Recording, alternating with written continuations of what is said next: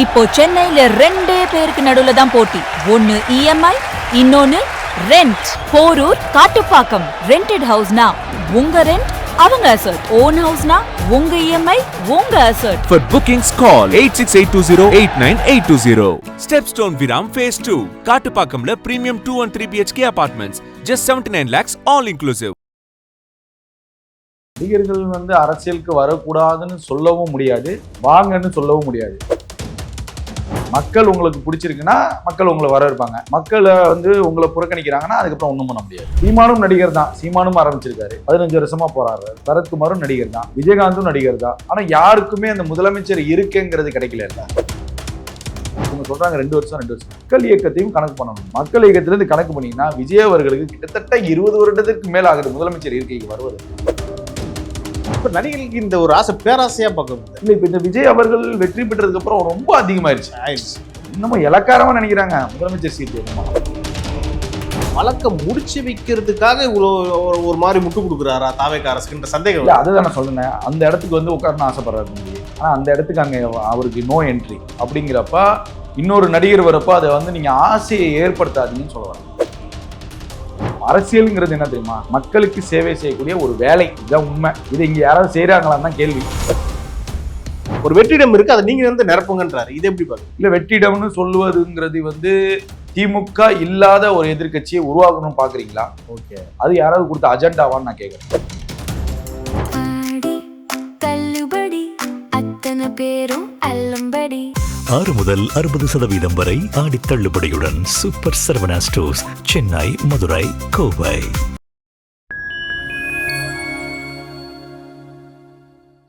Fine time நேயர்களுக்கு வணக்கம். இன்று நம்மோடு இணைந்திருப்பவர் ஊடகவியலாளர் திரு யாசர் அவர்கள்.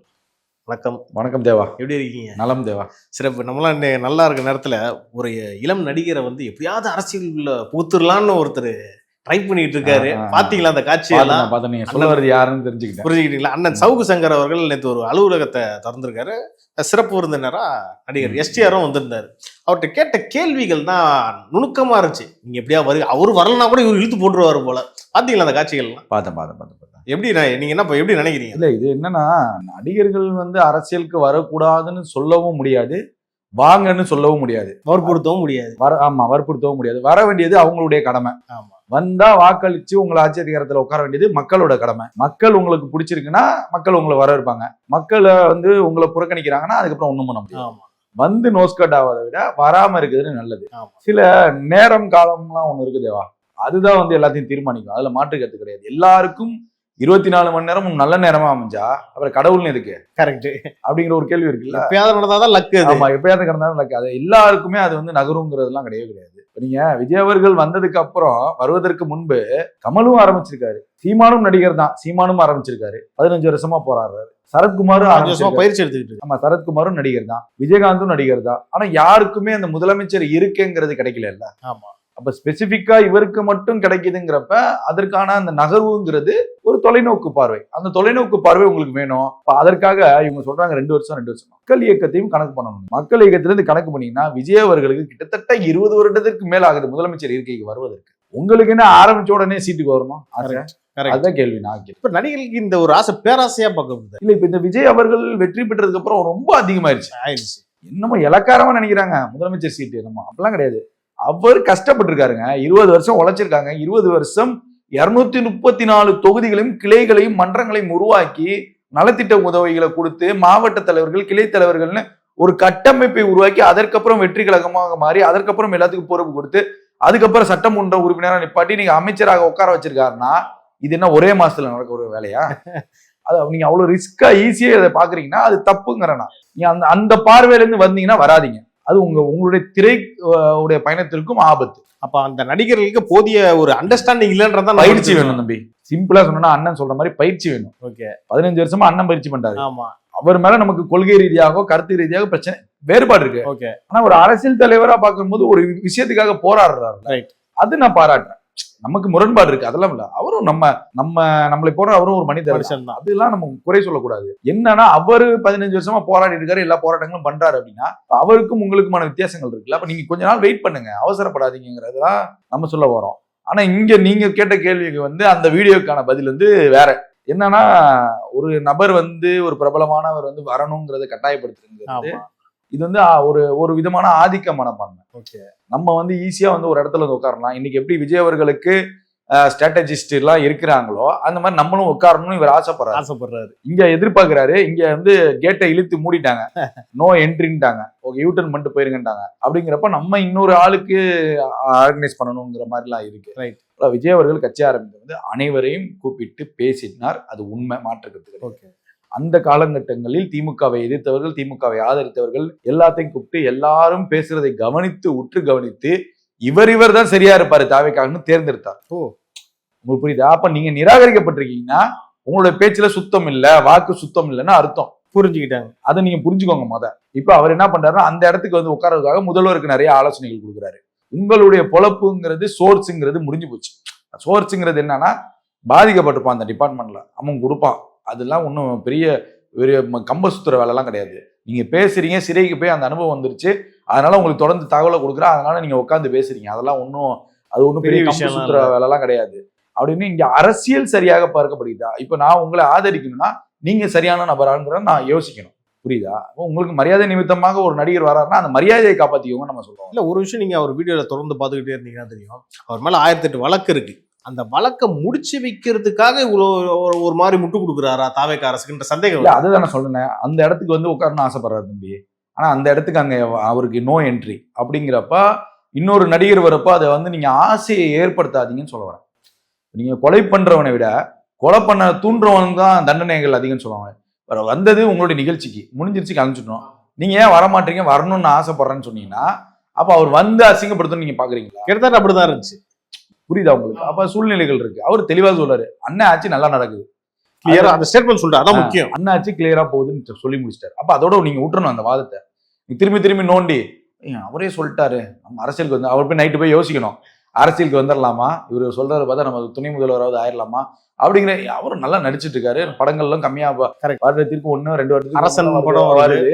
அப்ப அந்த மக்கள் வந்து அந்த நடிகரை பெரிய நடிகராக பாக்குறாங்க. சிம்புவை பொறுத்த வரைக்கும் எந்த அலிகேஷனும் இல்லாத நடிகருங்க அவரு. சிலம்பரசன் என்ற நடிகர் எந்த அலிகேஷனும் இல்லாத நடிகர். அவங்க அப்பா மாதிரி குடும்பத்தில் அந்த நடுவுல 2-3 பிரச்சனைகள் வந்த போதும் அந்த பிரச்சனைகள், அந்த தவறுகள் நான் செய்யலன்னு எங்கேயுமே அவர் சாதிக்கல. எங்களால முடியும், நாங்க கொடுத்துறோம் தான் சொன்னார். பொருளாதார ரீதியாகவும் சொல்றேன். அப்படி எல்லா விதத்திலையும் கடந்து வந்த ஒரு மாமனிதர், உண்மையிலுமே நல்ல மனுஷன். அதெல்லாம் ஒரு நல்ல நடிகர், நல்ல மனிதன். பிரச்சனை, ஜல்லிக்கட்டு பிரச்சனை, எல்லாத்துக்கும் அதுதான் சொல்ல வரலான்னு, எல்லாத்துக்கும் குரல் கொடுத்த ஒரு மனிதர். அவருக்கு மக்கள் மீது ஒரு நலன் இருக்கு, தமிழ்நாட்டின் மீது ஒரு அக்கறை இருக்கு. அதை அவர் வெளியிலிருந்து ஆதரிக்கிறாருல, அதே போதுமானது. அவர் நீங்க உள்ள வந்து இந்த சாக்கடைக்குள்ள இருந்தீங்கன்னா உங்களை சுத்தி 360 டிகிரில உங்களை சுத்தி விமர்சனம் வரும். அதை சமாளிக்கிற, அதை எதிர்கொள்ளக்கூடிய மனநிலையும் பக்குவமும் நமக்கு வேணும். அது உங்கள்கிட்ட இருக்கான்னு கேட்கிறோம். இப்ப நீங்க விஜய் அவர்கள் அரசியலுக்கு வந்த உடனே இந்த எலெக்ஷன் எல்லாம் விட்டுருங்க, அவர் கட்சி ஆரம்பிச்சுல இருந்து அந்த தேர்தல் நாள் வரைக்கும் கிட்டத்தட்ட விமர்சனங்கள் எவ்வளவு இருந்துச்சு, காது கொடுத்து நம்மளால கேட்க முடிஞ்சா? அதான் புசியானதே சொல்லியிருப்பாரு. அப்ப அந்த அவ்வளவு விமர்சனங்களையும் அதை தாங்கிக் கொள்ளக்கூடிய மனநிலை இருக்குல்ல, அது எல்லா நடிகர்களுக்கும் வராது. அந்த ஸ்ட்ரென்த் வராது யாருக்கும். அந்த மனநிலை தாங்கிக் கொள்ளக்கூடிய சக்தியும் இந்த விமர்சனங்களை கடந்து போகக்கூடிய சக்தியும்ங்கிறது விஜயை தவிர வேற எந்த நடிகருக்கும் வராதுங்க. எந்த நடிகருக்கும் வராதுங்க.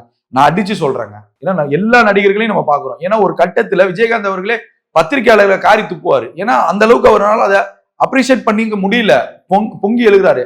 சீமானன் எடுத்துக்கோங்க, பத்திரிகையாளர் மண்டையை உடைப்பேன்னு சொல்லியிருக்காரு. அப்ப அதெல்லாம் வந்து அந்த விமர்சனங்கள்லாம் வந்து எதிர்கொள்வதற்குன்னு ஒரு சக்தி வேணும். கண்டிப்பா நீங்க பத்திரிகையாளர் சந்திக்கிறீங்க, சந்திக்கல, ஆனா அது எவ்வளவு விமர்சனம் வந்தாலும் தாங்கிக் கொள்ளக்கூடிய சக்தி இருக்கு. மக்களை பார்க்கும்போது அந்த புன்னகையோட சிரிக்கிறாரு பாருங்க முதல்வர், அதுதான் முதல்வர். விமர்சனங்கள்லாம் இருந்தாலும் ஒரு மக்களை பார்த்தோம்னா சந்திக்கிறாரு, சிரிக்கிறாரு, ஒரு புன்னகை கொடுக்குறாருல, ஒரு வணக்கம் வைக்கிறாருல, அதுதான் முதல்வர். அதே ஒரு பெரிய மெசேஜ். ஆமா. அப்ப நீங்க இதெல்லாம் தாங்கிக் கொள்ளக்கூடிய சக்தி எல்லாம் இருக்கு. இதெல்லாம் கடந்து நீங்க அவரை வான்னு சொன்னா நீங்களே கூட்டு குழியில தள்ளுற மாதிரி. சொல்லிட்டாரு அண்ணன் பண்றாருண்டு. அண்ணனுக்கு உறுதுணையாக இருப்பேங்கிறதையும் பதிவு செஞ்சிட்டாரு. அவர் அப்படிதான் ட்ரெஸ் கோட்ல எல்லாம் வந்தாரு. அப்படிங்கிறப்ப அது முடிஞ்சிருச்சு. அதை ஏன் நீங்க திரும்பி இது பண்ணா என்னன்னா இப்ப சிம்பு ஆரம்பிச்சாருன்னா இவர் ஸ்ட்ராட்டஜிஸ்டா இருந்துருவாரு. அவரோட அதிகபட்ச எய்ம் அதான. அதுதான். ஆனா அவருக்கு என்னன்னா இன்னைக்கு ஜான் சார் வந்து மத்தவங்க எல்லாம் வந்து எப்படி தாவேக்காவை கட்டுப்படுத்துறாங்க, தாவேக்கா அரசு அந்த மாதிரி நம்ம ஒரு முதலமைச்சராக்கி நம்ம கட்டுப்படுத்தி அந்த இடத்துல இப்படி உட்கார்ந்துக்கணும் அப்படிங்கிறது பேராசைக்கு மேல அது.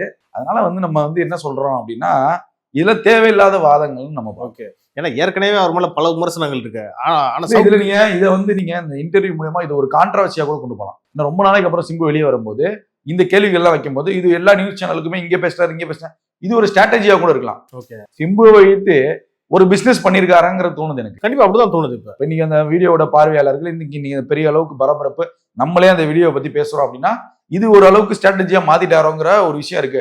இதை சிம்பு அவர்கள் உணர்ந்துக்கணுங்கிற நான். ஓகே, இந்த மாதிரி அடுத்த வாட்டியை கூப்பிட்டா நீங்க போக கூடாது, அது அவரோட விருப்பம். ஓகே, மற்றபடி நீங்க இது உணர்ந்துக்கோங்க, நடக்கிற நிகழ்வுகளை பாத்துக்கோங்க. இல்ல நேத்து அவர் வந்து சவுக்கு அவர்கள் வந்து சிம்பு கிட்ட கேட்கிற ஒரு கேள்வியும் அவர் என்னமோ கம்ஃபர்ட்டா அவர் சொன்ன மாதிரியே தெரியல. நீங்க கவனிச்சிங்கன்னா தெரியும் அவர் பாடி லாங்குவேஜ். விட்டுருப்பா, என்ன ஏன்பா திரும்ப திரும்ப அதே கேள்வியை கேட்கிற அப்படின்ற மாதிரி தான் இருந்துச்சு. எனக்கு அப்படிதான் தோணுது எனக்கு. இல்ல அதுதான், அது வற்புறுத்த கூடாதுங்க. அந்த இப்ப நீங்க ரஜினிகாந்தையும் போட்டு இந்த மாதிரி பண்ணாங்கனாலதாங்க அவர் வரல. ஆமா, ஆக்சுவலா அதான் உண்மை. போட்டு 4 பக்கம் பிஜேபி காரன் ஒரு அட்வைஸ் கொடுப்பான், திமுக காரன் ஒரு அட்வைஸ் கொடுப்பான், அதிமுக அவரு தலைப்பிச்சு போகாட அரசியலுக்கு வரலன்னு போயிட்டாரு. ரைட். அப்பெல்லாம் நீங்க பண்ணக்கூடாது. அரசியலுக்கு வருவதுங்கிறது அரசியலுங்கிறது என்ன தெரியுமா? உண்மையாக நம்ம சொல்ல போனா லாஜிக் படி மக்களுக்கு சேவை செய்யக்கூடிய ஒரு வேலை. ஓகே, இதுதான் உண்மை. இதை இங்க யாராவது செய்யறாங்களான்னு தான் கேள்வி. இப்ப 50-60 வருஷத்துக்கு அப்புறம் ஒரு மாற்றம் வருது அப்படின்னா அப்ப இந்த 50-60 வருஷமாக மக்களுக்கு ஒரு குறை இருக்கு, அந்த சேவையை அந்த அரசியல்வாதிகள் சரியா செய்யலன்னு தான் அர்த்தம். ஆக்சுவலா இந்த சவுக்கு மேட்டர்ல இன்னொரு லாஸ்டா ஒரு கேள்வி கேட்கணும், டவுட் இருக்கு. ஆக்சுவலா ஒரு வெற்றிடம் இருக்கு அப்படின்ற மாதிரி ஒரு விஷயத்த சவுக்கு குறிப்பிட்டிருப்பாரு. நடிகர் ஒருத்தர் விஜய் அவர்கள் முதலமைச்சர் ஆயிட்டாரு, இன்னொரு வெற்றிடம் இருக்குன்னா திமுக ஒரு பொருட்டா பார்க்கல சவுக்கு. ஓகே, ஒரு வெற்றிடம் இருக்கு, அதை நீங்க வந்து நிரப்புங்கன்றாரு. இது எப்படி பாக்குறீங்க? அது அதிமுகவுக்கான இடமா நான் பாக்குறேன். அதிமுகவுக்கான ஒரு தலைவர் தேவைப்படுது, அதிமுகவை வழிநடத்தக்கூடிய ஒரு பிரபலம் தேவைப்படுதுங்கிறது ஒரு உண்மை, மாற்று கருத்து கிடையாது. ஏன்னா கட்சி அந்த அளவுக்கு போய்கிட்டு இருக்கு. எந்த நேரத்திலும் அதிமுகவிற்கு தலைமை தாங்க யாரும் இல்லாத சூழல் உருவாக வாய்ப்பு இருக்கு. அதிமுக கட்சி அழியக்கூடிய வாய்ப்புகள் நிறைய விளிம்புல தான் இருக்கு. அப்படிங்கிறப்ப அதை டேக் ஓவர் பண்ணி கொடுக்கலாங்கிற ஒரு எண்ணத்துல சொல்றாங்களாங்கிற ஒரு கேள்வி இருக்கு, டவுட் இருக்கும். அது எல்லாத்துக்குமே இருக்கும். நமக்கு பத்திரிகையாளராக அதை தோணும். அதை நம்ம எல்லா கோணத்திலையும் அதை நம்ம பார்க்கணுமா இருக்கும். அது ஒரு பார்வை. இல்ல வெற்றிடம்னு சொல்லுவதுங்கிறது வந்து திமுக இல்லாத ஒரு எதிர்கட்சியை உருவாக்கணும்னு பாக்குறீங்களா? ஓகே, அது யாராவது கொடுத்த அஜெண்டாவான்னு நான் கேட்கிறேன். விஜய் அவர்களே திமுக இல்லாம அரசியல் பண்ணக்கூடாதுன்னு நினைக்கல அவர். இந்த நொடி வரைக்கும் சட்டசபையில திமுகவை எதிர்க்கிறாருன்னா திமுக தான் என்னுடைய எதிரி கட்சிங்கிறத ப்ரொஜெக்ட் பண்றாருன்னா நீங்க அது இல்லாம ஒரு வெற்றிடத்தை நிரப்பணும்னீங்கன்னா உங்களுக்கு வேற யாரும் அஜெண்டா கொடுத்துருக்காங்க அப்படின்னு. ஏன்னா இன்னொரு பாதையில பாத்தீங்கன்னா அண்ணாமலை வராரு. அண்ணாமலை கூட இன்னையே சொல்றீங்களா? அப்படிலாம் கேள்விகள் வருது. ஆமா, அது மாதிரி சிக்கிறாதீங்க. நம்ம வீடியோவை சிம்பு தயவு செஞ்சு பார்க்கணும். பார்த்து இவ்வளவு விஷயங்கள் அனலைஸ் இருக்கு, இதெல்லாம் பார்த்து நல்ல நடிகர், நல்ல கலைஞர், 2வது தமிழ்நாட்டுக்காக குரல் கொடுக்கக்கூடிய ஒரு நல்ல மனிதர், அதை மட்டும் தயவு செஞ்சு செய்யுங்க. நல்லதுன்னா நல்லதுன்னு சொல்லுங்க, தப்புனா நீங்க தப்புன்னு சொல்லுங்க. உங்களுடைய ரசிகர்கள் அதை ஏற்றுக்கொள்வார்கள். மற்றபடி நீங்க அவர்களுக்கு நீங்க எப்பயுமே தலைவன் தான், அதுல மாற்றுக்கிறதுக்கு. அதை தவிர்த்து சில கோமாளிகள் சொல்லக்கூடிய கேட்டு அவசரப்பட்டு கால வச்சுட்டோமோலாம் பண்ணிடாதீங்க தயவு செஞ்சு. எப்பவுமே மன்மதனா வல்லவனா இருங்க, அது நல்லது. ஒரு ரசிக்கக்கூடிய தலைவன் அவர் அவ்வளவுதாங்க. தமிழ்நாட்டுக்கு பிரச்சனையா? எவனும் எல்லாம் வீட்டுல உட்காந்துருக்கப்ப அவன் ஒருத்தன் மட்டும் எந்திரிச்சு கதை திறந்து கத்துறான்ல, அவன் தாங்க தலைவன். அவ்வளவுதாங்க. எல்லா நடிகர்களும் ஜல்லிக்கட்டுல அமைதியாக இருக்கும்போது தைரியமாக பிரஸ் மீட் கூப்பிட்டு தமிழன்னா இப்படிதான் சொன்னா பாத்தீங்களா, அவன் தாங்க தமிழன், அவன் தாங்க தலைவன். இதுக்கு மேல அந்த நடிகரை நம்ம எவ்வளவுங்க புகழ்றது? அவரை நாங்க நெஞ்சுக்குள்ளதான் வச்சிருக்கோம். நீங்க அவரை போட்டு பிரஷர் கொடுக்காதீங்கன்னா நம்ம சொல்லுவோம். ஒட்டுமொத்தமாக தமிழக மக்கள் சிம்புனா ஐயா அப்படின்னு சொல்ற நிலைமை இருக்க. சிம்பு நல்ல நடிகர், நல்ல மனுஷன் அப்படின்னு சொல்றாங்கல்ல, இந்த பேர் எந்த நடிகர்களுக்கும் அவ்வளவு சீக்கிரம் கிடைக்காது. சோ அப்படி இருக்கும்போது இதை தக்க வச்சுக்கணும்னு நான் சொல்ல வரேன். நீங்க நல்ல ஒரு கலைஞனாக, நல்ல ஒரு தலைவனாக உங்க ரசிகர்களுக்கு இருந்தாலே போதும். எந்த விஜய் அவர்கள் இல்லை, எந்த ஆட்சி வந்தாலும் உங்களுக்கான மரியாதைங்கிறது சிறப்பாக கிடைக்கும். இந்த மாதிரி தவறான வழிநடத்தலுக்கு இன்ஃப்ளூயன்ஸ் போயிடாதீங்க, அது ஆபத்தானது. ஓகே, நன்றி நன்றி தேவா.